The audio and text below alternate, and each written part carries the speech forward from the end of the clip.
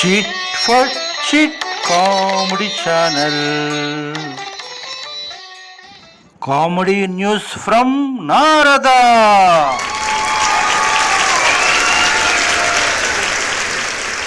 అందరికీ స్వాగతం.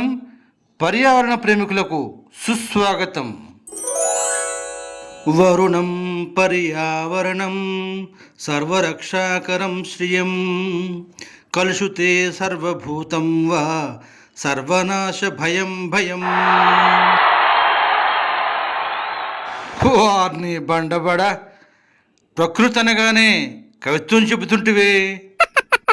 సిగ్గుపడింది సాల్లే గాని ఏటి యాంకర్ విషయం సోడగా సుకుమారి సుందరి వినగా మేలువాక్కు. ఆమె ఏఐ మోడల్ మొన్నే పుట్టింది.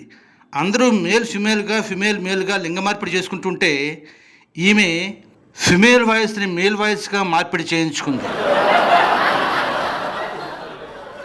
సరే, నువ్వు ఒక డైరెక్టర్గా మారిపోయి దీన్ని సమర్థించుకుంటూ సమాధానం చెప్పాలి.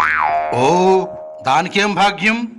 పర్యావరణాన్ని రక్షించండి రక్షించండి అని చెప్పి చెప్పి చెప్పి ఫిమేల్ వాయిస్ కాస్త మేల్ వాయిస్గా మారిపోయిందని సింబాలిక్గా అలా పెట్టాను. వారిని నీ కత్తికి కామెడీ సీరియస్ రెండూ పదునే. తిట్టకు పెద్దయ్యా. ఈరోజు మన టాపిక్ జనతా గ్యారేజ్. ఇక్కడ అన్ని రిపేర్లు చేయబడును.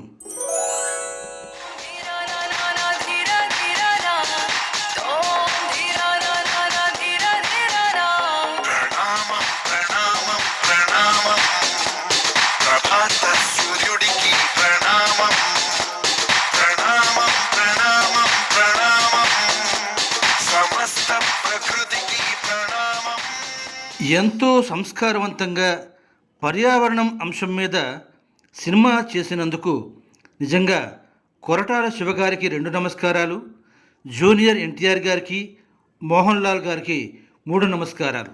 సినిమాను బ్లాక్ బస్టర్ హిట్ చేసినందుకు ప్రేక్షకులకు కూడా అభినందనలు. అయితే చిన్న డౌటు. కథానాయకుడు NTR heart is the sky, hope is the green. నాతో పెట్టుకుంటే కాదురా, నేచర్తో పెట్టుకుంటే పర్యావరణ పరిరక్షణ కంటే బాధ్యతాయుతమైన పని ఉంటుంది అని కుటుంబంతో చెప్తాడు. ఆ పరిశ్రమకి ఇంటర్వ్యూకి వెళ్ళకపోతేనే దానివల్ల ఎంత పొల్యూషన్ వస్తుందో తెలుసా? ఇటువంటి పవర్ఫుల్ డైలాగ్స్తో పర్యావరణ ట్రెస్పాసెస్ని ఎరిగేస్తూ ఉంటాడు.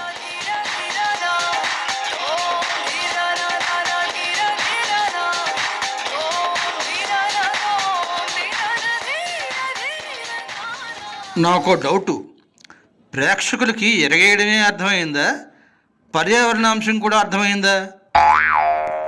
ఎందుకంటే ఈ సినిమా 2016లో వచ్చింది.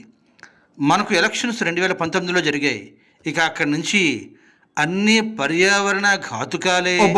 అందుకే కదా ప్రభుత్వాన్ని మార్చింది, పర్యావరణ ప్రేమికుల్ని నాయకుల్ని చేసిందిను. నువ్వు సూపర్ బాబాయ్, భలే లీడిచ్చావు.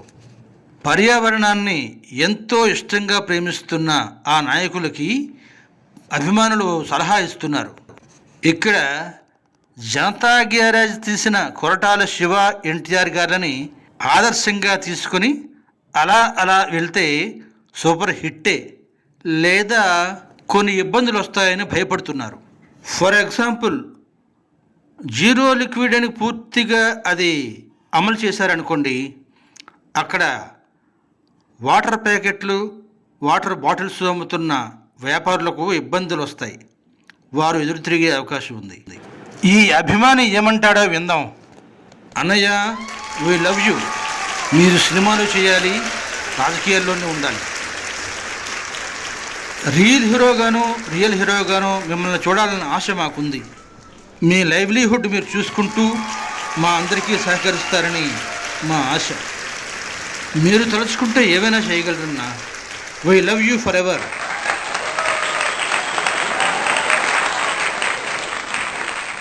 అదబ్బాయి అసలు విషయం. దీన్ని బట్టి చూస్తుంటే పర్యావరణ శాఖ చాలా సెన్సిటివ్ అన్నమాట. అందుకే కదా మా అందమైన యాంకర్కి గొంతు పోయిందని చెప్పాను.